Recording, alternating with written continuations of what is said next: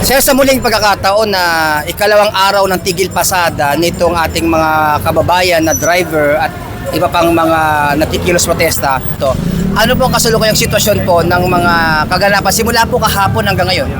Ito natin, meron tayong security coverage na nilatag, no? At nakita nyo naman dito sa Mindiola, yung presensya ng pulis natin dito para mapanatili lang natin yung kaayusan, katahimikan at katatagan itong ating lungsod ng Maynila. Ang sa atin dito, patuloy ang pagrespeto natin sa ating mga kababayan na ipahayag yung kanilang mga saloobin, yung mga iba't ibang issue.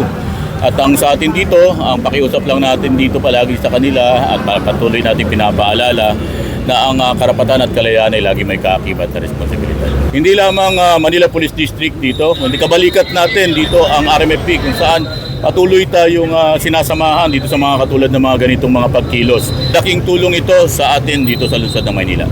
So sir, meron bang nangyaring tensyon sa pagitan ng pulis at ng mga nakilos protesta simula po kahapon? Palagi nating sinasabi, walang bagay na hindi na pag-uusapan sa bukas na kaisipan. Nakita natin itong Mindiola, hindi ito kasama sa Freedom Park pero pinapahintulutan natin sila.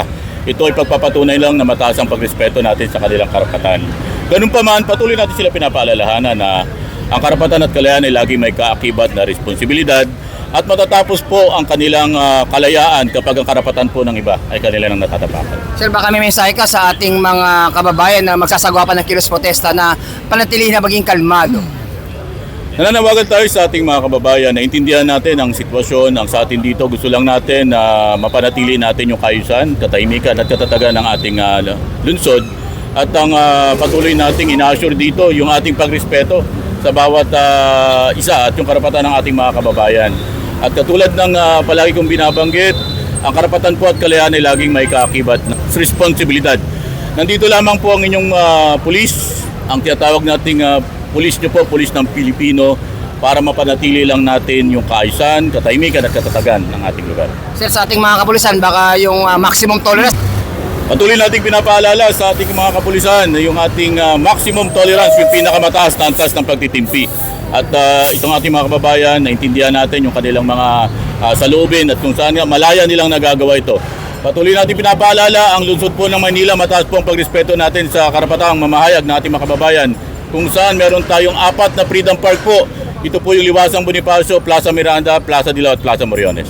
Mula po dito sa lungsod ng Maynila, Mindiola, ako po ang inyong Police News Network correspondent, Police Chief Master Sergeant Mauricio Bonilla Ruiz.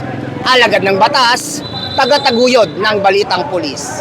Lilingkod sa bawat Pilipino at magbibigay ng tamang impormasyon para sa tahimik at maayos na Pilipinas. Police News Network, alagad ng batas, tagapagtaguyod ng balitang pulis, sandigan ng mamamayan, patnubay ng katotohanan.